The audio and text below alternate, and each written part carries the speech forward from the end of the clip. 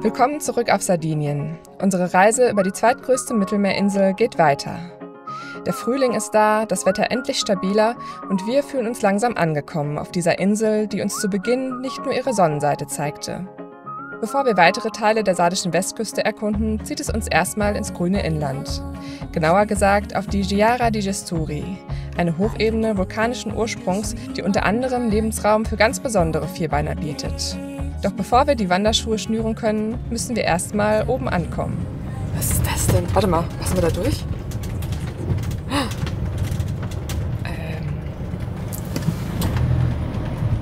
Ist gut.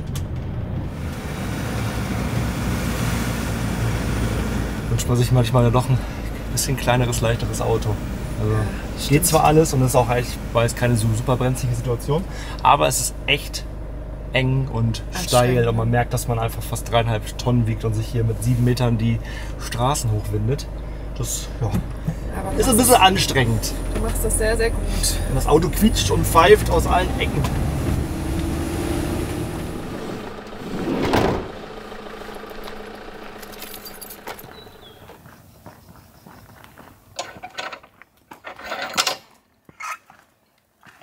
Der Grund, warum wir uns überhaupt entschieden haben, hier auf die Giara-Hochebene zu fahren, sind tatsächlich Wildpferde.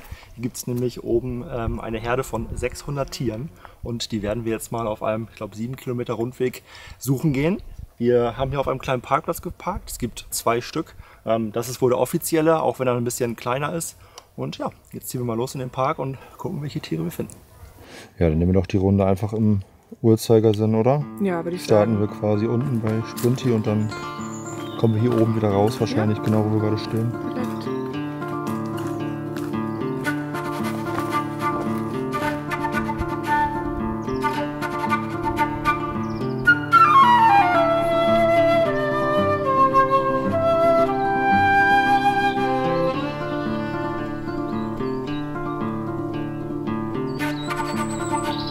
Also diese Kulisse hier ist auf jeden Fall schon mal richtig cool. Es ist wie so ein verwunschener Märchenwald. Man läuft vorbei an ganz vielen Korkeichen und ja, durch so ganz unebenes Terrain. Es könnte aber sein, dass wir, was die Pferde angeht, leider auf der falschen Fährte sind. Wir haben nämlich gerade eine andere Wanderin auch aus Deutschland getroffen und es gibt ja, wie gesagt, 2 Parkplätze hier auf der Hochebene.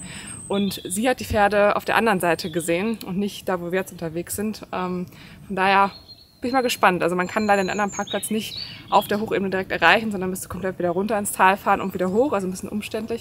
Aber vielleicht lohnt es sich, da morgen noch mal einen Abstecher hinzumachen, falls wir jetzt kein Glück haben sollten. Auf der Suche nach den letzten Wildpferden Europas kommen wir an einigen archäologischen Stätten vorbei.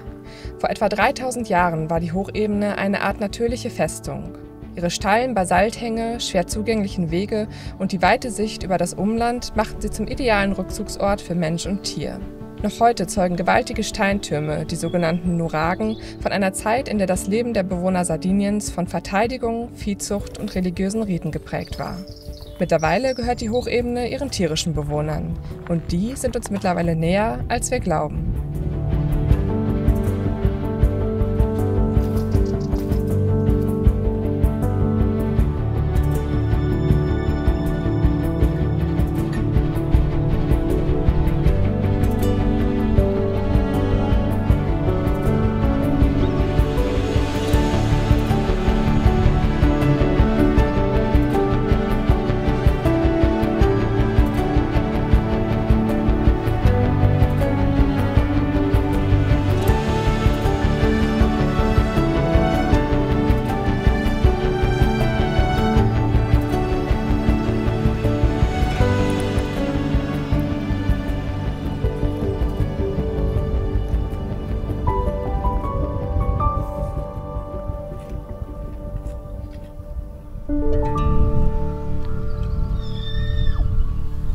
Jetzt haben wir gerade doch noch den richtigen Riecher gehabt. Wir sind nämlich ein Stück vom Hauptweg abgegangen, weil wir gesehen haben, dass da noch ein Wasserloch ist, beziehungsweise wahrscheinlich in Regenzeiten eher ein See. Und dachten, na komm, den versuchen wir nochmal und hatten tatsächlich Glück und haben, ich glaube, 6 oder 7 Wildpferde und auch ein ganz kleines Fohlen genau an so einem Wald entdeckt und konnten jetzt gerade hier ganz entspannt Fotos und Videos machen. Richtig, richtig schön. Das sind wir hier mit View. Mit Pferdis. So viele so Ausschläge und Ratscher an meinem ganzen Körper. Ratscher, ja, rüber richtig viele. Ja.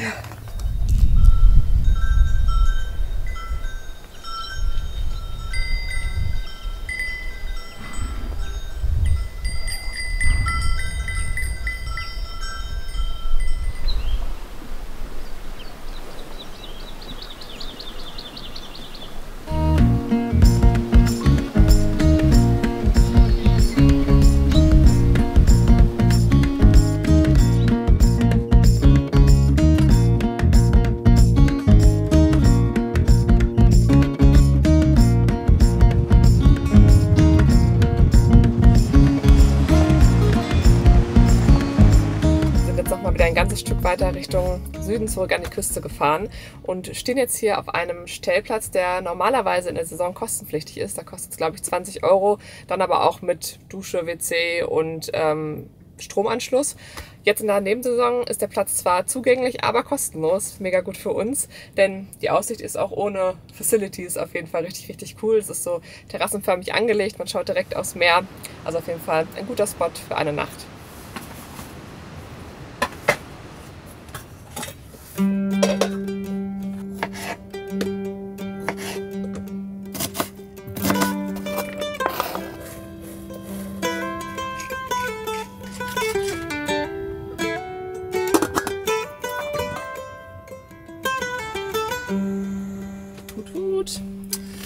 Jan, das sieht gut aus. Vielen Dank. Gerne. Und das alte das Pfeffer?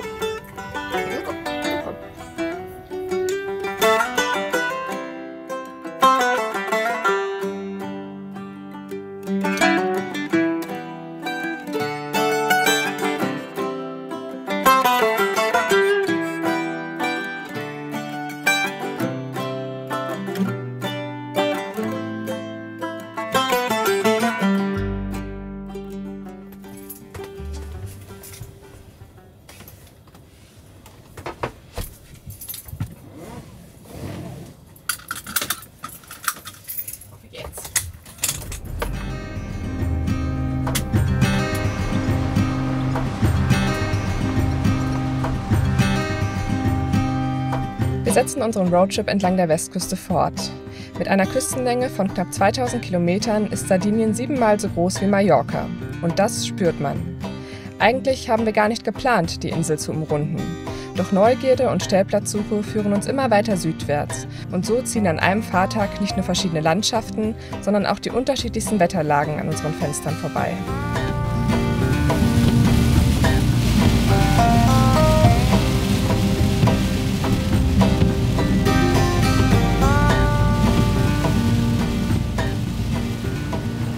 Wir haben den Regen ausgesessen, weil wir nämlich hier auf der Route noch einen ganz besonderen Hafen uns anschauen wollten, den Porto Flavia. Und der ist anders, als man das normalerweise von Häfen so gewöhnt ist, nicht zu Fuß zugänglich. Ganz im Gegenteil, man kann ihn eigentlich zu Fuß noch nicht mal sehen, sondern nur mit dem Boot oder mit der Drohne. Das ist nämlich ein alter Seehafen, der 1923 gebaut wurde, um von dort aus Schiffe mit Mineralien zu beladen, die hier in der Mine abgetragen wurden. Das ist wohl ein Bauprojekt, was weltweit einzigartig und auch damals schon ziemlich fordernd war und für uns eine richtig coole Kulisse, die wir uns auf keinen Fall entgehen lassen wollen.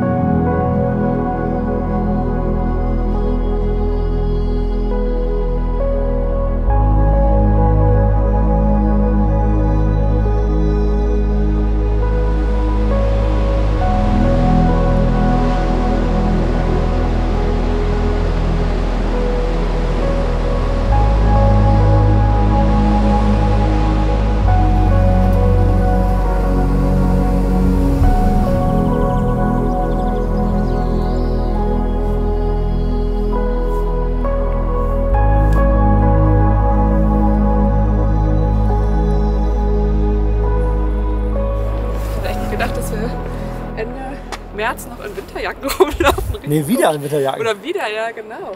Ja, hätte ich eigentlich schon längst den Kofferraum gepackt haben. Aber ich glaube, wir haben 12 Grad, also gar nicht so warm. Aber schön. Während die Sonne im Meer versinkt, sprechen wir darüber, wie dankbar wir sind, dass sich das Blatt doch noch gewendet hat. Dass uns diese Insel, die uns zunächst nur vor Herausforderungen zu stellen schien, nun doch so viele schöne Momente schenkt. Wir entscheiden, die Nacht auf einem Parkplatz im Ort zu verbringen, um die Küstenstraße bei Tageslicht zu erleben. Doch während wir hinter unseren Laptops versinken, knallt es plötzlich mehrfach dumpf an Sprintis Außenwand. Als wir die Fenster öffnen, sehen wir nur noch eine Gruppe Jugendlicher im Schein der Straßenlaternen verschwinden. Wir suchen uns einen neuen Übernachtungsplatz außerhalb der Stadt, um weitere Vorfälle zu vermeiden. Am nächsten Morgen entdecken wir Schuhabdrücke und Kratzer am Auto. Wir haben gerade festgestellt, dass wir ein unschönes Souvenir von unserem letzten Stellplatz mitgenommen haben. Wir standen in so einem kleinen Örtchen, eigentlich echt ganz süß, mit so einem ganz schönen Meerblick. Und da ist aber so eine Bande Jugendliche durch die Gegend gelaufen und hat sich einen Spaß draus gemacht, wie wir dachten, gegen das Auto zu hauen. Haben auf jeden Fall drin zweimal richtig lauten Knall gehört und dachten uns, ja okay, wir haben es wahrscheinlich drin gesehen und deswegen haben sie gegengehauen. Ja, jetzt stellen wir aber gerade fest, dass sie gegen das Auto getreten haben. Das ist nämlich hier ein richtig schöner Fußabdruck und hier hinten haben wir ihn gerade weggewischt. Inklusive Kratzern. Inklusive Kratzer natürlich. Also sie haben dann scheinbar wirklich ja, so ein bisschen mit Anlauf auf der Höhe dann einmal richtig schön gegen das Auto getreten. Viel mehr als die Spuren im Lack beschäftigt uns in den folgenden Tagen die Botschaft dahinter. War es nur ein dummer Streich oder Ausdruck einer tief verwurzelten Abneigung gegenüber Campern? Ein Gefühl, das wir in fast 3 Jahren on the road immer häufiger haben und das leider auch viel zu oft nachvollziehbar ist, auch wenn Vandalismus natürlich keine Lösung ist. Wir sind viele und wir werden immer mehr. Und das allein wäre vielleicht nur halb so wild, wenn wir uns auf Regeln verständigen würden. Wenn wir versuchen würden, nicht zu stören, die Natur nicht als Campingplatz verstehen und in dem Bewusstsein reisen, dass wir dort, wo wir unser rollendes Zuhause parken, nur zu Gast sind.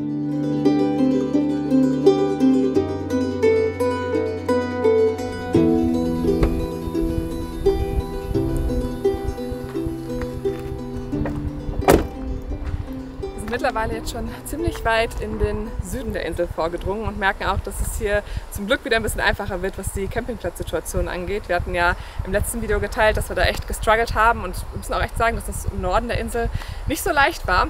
Hier gibt es aber jetzt immer mehr solche landwirtschaftlichen Höfe, die dann zusätzlich auch Stellplätze für Camper anbieten und eben so die Basic-Infrastruktur mit Duschen, Wasser, Strom und Co. haben. Und auf so einem stehen wir jetzt, wie ihr seht, komplett alleine und ja, das ist echt nett hier.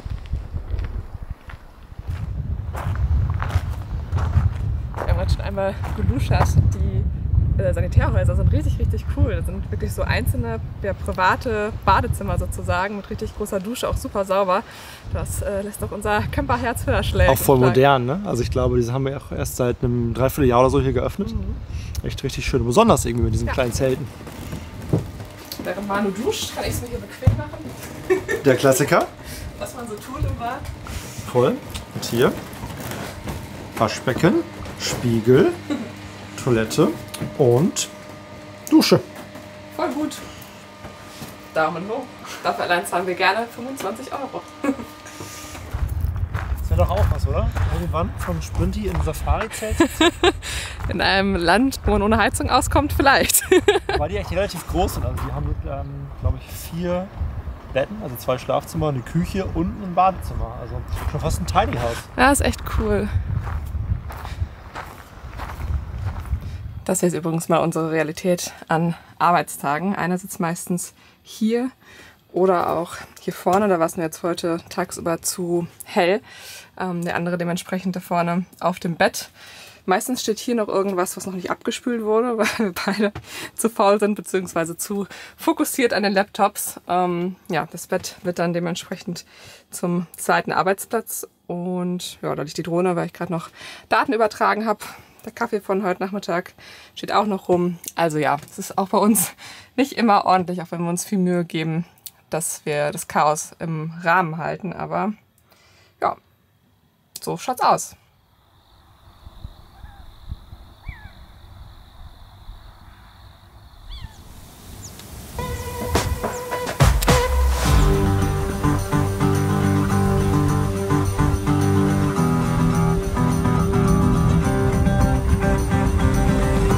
gerade noch ganz nett mit dem Eigentümer von dem Campingplatz hier unterhalten. Und es ist halt ganz lustig, wie unterschiedlich man so diese Windthematik wahrnimmt. Er ist nämlich nebenbei auch noch, ich glaube, Inhaber oder ja, auf jeden Fall arbeitet er noch in einer Kiteschule. Das heißt, er freut sich immer selber über den Wind. Wir dachten nämlich so, boah, schon 60 km/h heute, schon wieder ganz schön rau. Und er sagt, naja, ist halt Sardinien, das ist hier auf der Ecke immer so. Und hat uns quasi jetzt für die nächsten Tage unserer Route für den Tipp gegeben, uns eher Richtung Osten zu orientieren. Denn der Wind kommt in der Regel von Nordwest.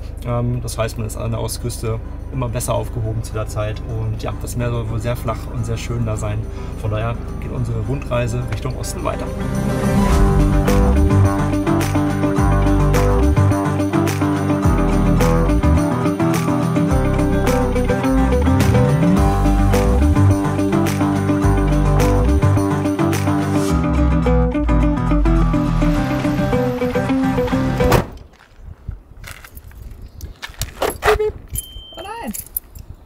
Ich weiß, du willst ihn loswerden, aber bitte nicht, der ist teuer.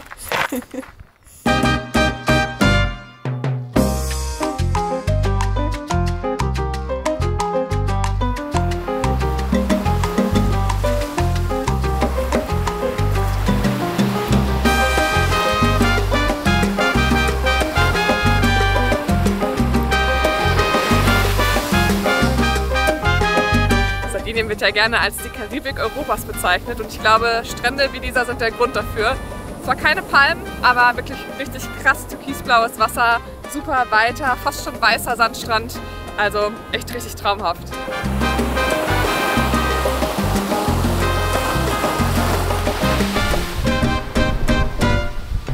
Langsam neigt sich die Zeit auf Sardinien für uns tatsächlich auch schon dem Ende zu. Wir haben jetzt noch so ungefähr 10 Tage, bevor wir die Fähre wieder zurück aufs Festland nehmen. Und ich bin mal so in mich gegangen, was ich eigentlich hier noch so erleben möchte in der Zeit, die wir jetzt noch haben. Und da steht auf Nummer 1 auf jeden Fall einmal im Meer baden und auf Platz 2 eine italienische Pizza essen. Denn es hat tatsächlich bisher noch nicht geklappt, weil wir immer entweder in der Mittagspause da waren oder einfach auch viele Restaurants noch zu haben. Pizza wird jetzt hier schwierig, aber da vorne ist das Meer, deswegen versuche ich es jetzt mal und wage mich ins kalte Nass. Es ist nämlich wirklich noch richtig, richtig kalt und auch sehr windig heute, aber hier ist auf jeden Fall schön, von daher muss ich da wohl über meinen Schatten springen.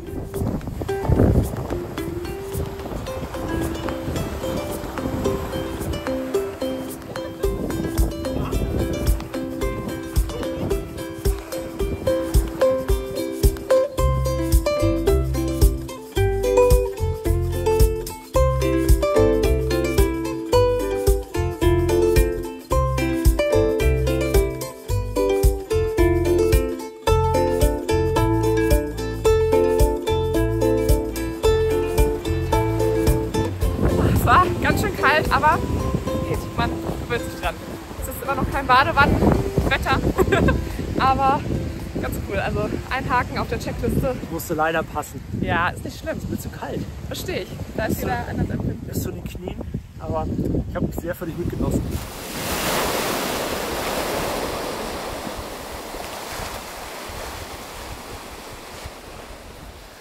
Heute nutzen wir den Platz hier mal so richtig aus. Haben wir eigentlich bislang auf Sardinien noch gar nicht so richtig gemacht, dass wir vom Stellplatz aus viel erkundet sind oder so. Eigentlich haben wir entweder gearbeitet oder haben vielleicht eine gezielte Tour gemacht. Aber jetzt waren wir schon vorne am Strand spazieren, Mari war im Wasser und jetzt schauen wir mal, ob wir noch einen kleinen Sunset-Hike sogar machen können.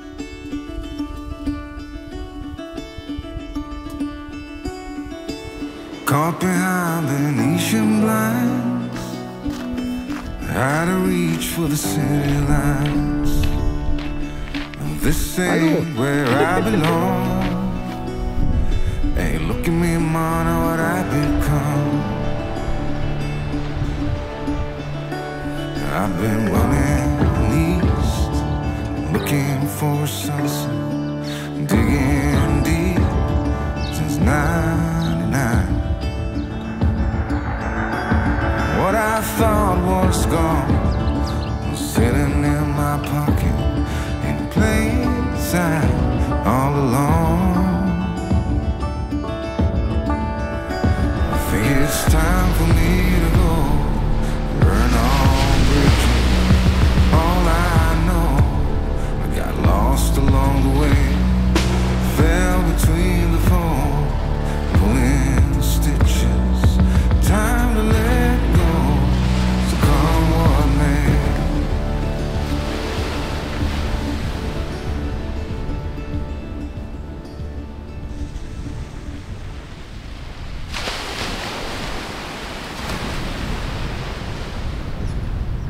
bin gerade schon das zweite Mal heute bei meinen Schatten gesprungen. Wir sind nämlich gerade auf dem Rückweg vom Strand an einem Herrn vorbeigekommen, der einfach mitten in den Dünen ein Lagerfeuer gemacht hat. Und halt neben seinem Camper steht literally das Schild, dass man das nicht darf, dass man weder die Dünen betreten darf, noch dass man Feuer machen darf, aus offensichtlichen Gründen. Wir ärgern uns halt einfach so oft, weil wir natürlich so oft auf unseren Reisen Leute sind, die sich einfach total daneben benehmen und aber ab und zu einfach Hemmschwellen haben, die anzusprechen. Gerade wenn dann irgendwie noch Alkohol im Spiel ist oder so, ist es immer so ein Abwägen.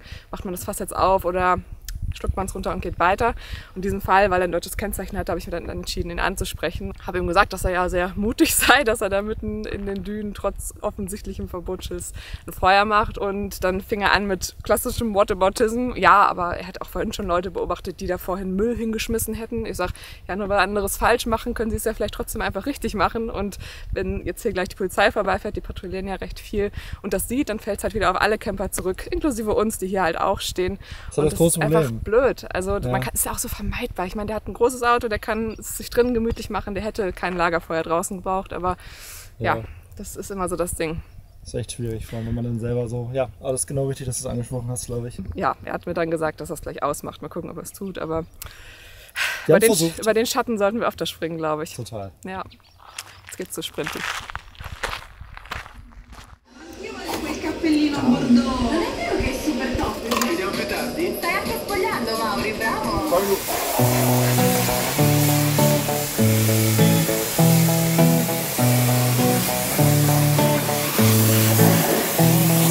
Wir sind auf dem Weg nach Cagliari, der Hauptstadt Sardiniens, und sind gerade auf eine richtig praktische Fähr- und Entsorgungsstation gestoßen.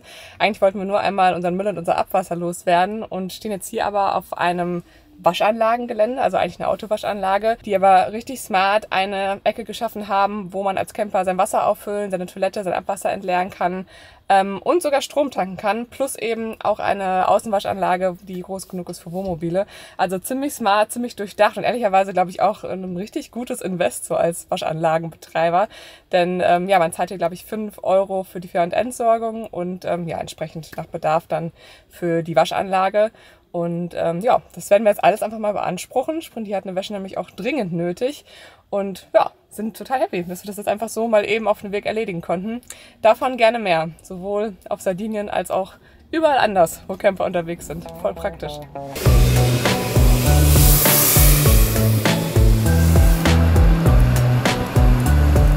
Ja? Ja, Plastik, normaler Müll. Genau. Mega gut.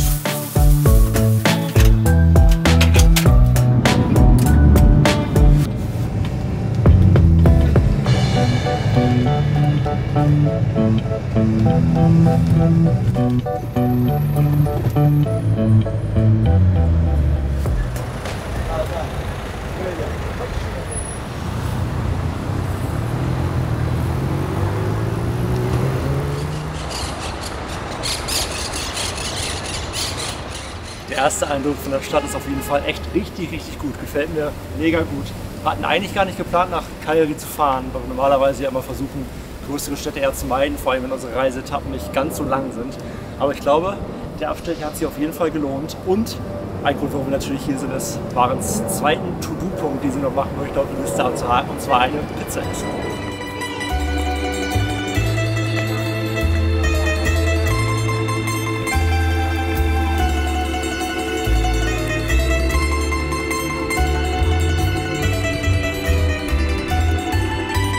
Cagliari ist laut, chaotisch und mit dem Wohnmobil nichts für schwache Nerven.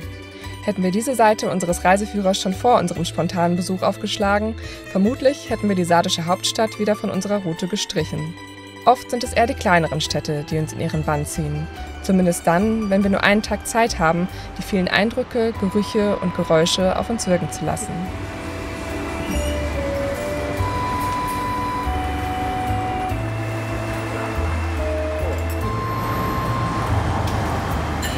Zum ersten Mal draußen sitzen, ne?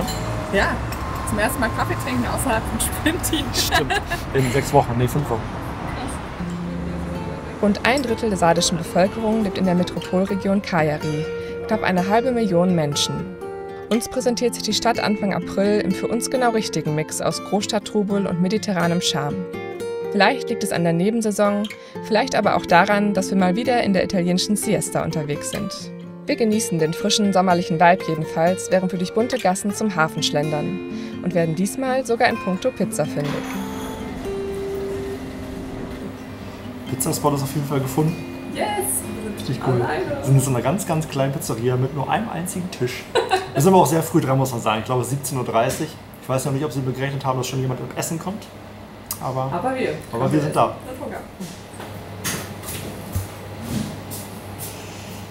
Pronto? Cappucciosa? Grazie. Thank you. Olive il seme, o che dentro? Olive. Ja. Il seme. Alright, good to know. Thank you. Pizza. Sieht richtig gut aus.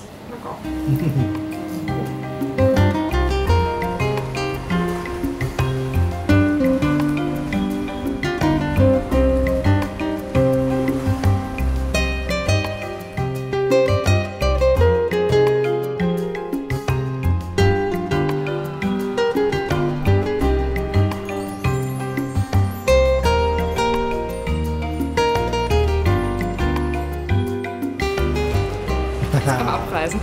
Was denn? Jetzt können wir abreisen. Alle kulinarischen Highlights Sieht gut aus. abgehakt.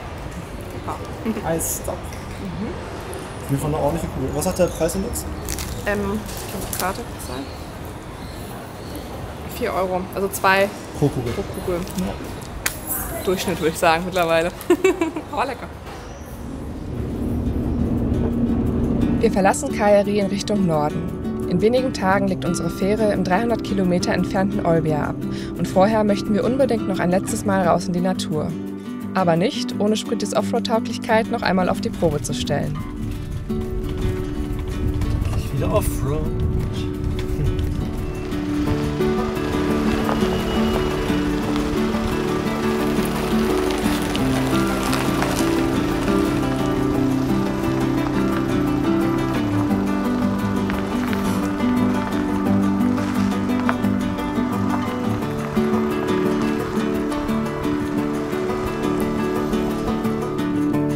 Doch ausgewaschene Straßen sind nicht die einzigen Zeugen des niederschlagsreichen Frühlingsbeginns.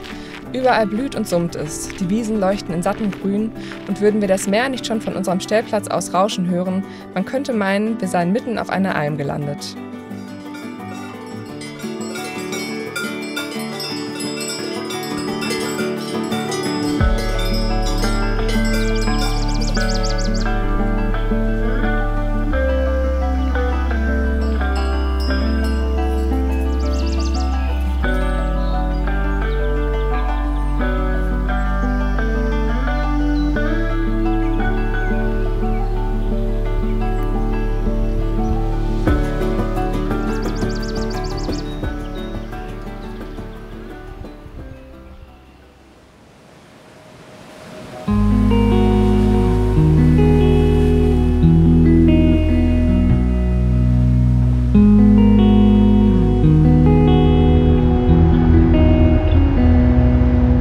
Wir verlassen Sardinien mit gemischten Gefühlen. Gern hätten wir noch mehr von der Insel gesehen, wären langsamer und mit mehr Zeit gereist. Und gleichzeitig spüren wir, dass wir bereit für einen Kulissenwechsel sind. Sardinien gilt als Sehnsuchtsziel, die Karibik Europas, eine Perle im Mittelmeer. Wahrscheinlich hatten wir gehofft, dass es sich für uns genau so anfühlen würde. Warm, leicht und unbeschwert. Und auch wenn wir mit vielen schönen Erinnerungen im Gepäck abreisen, merken wir immer stärker, dass unser Herz für den Norden schlägt. Vielleicht zeigt uns ein Ort nur so viel, wie wir bereit sind, in ihm zu sehen. Und vielleicht liegt die Magie des Reisens gar nicht darin, überall das Paradies zu finden, sondern mehr und mehr zu spüren, wonach wir wirklich suchen. Danke, dass ihr uns auf dieser Reise begleitet habt. Folgt sehr gern auch unserem Kanal, um kein weiteres Video zu verpassen. Wir sehen uns im Norden.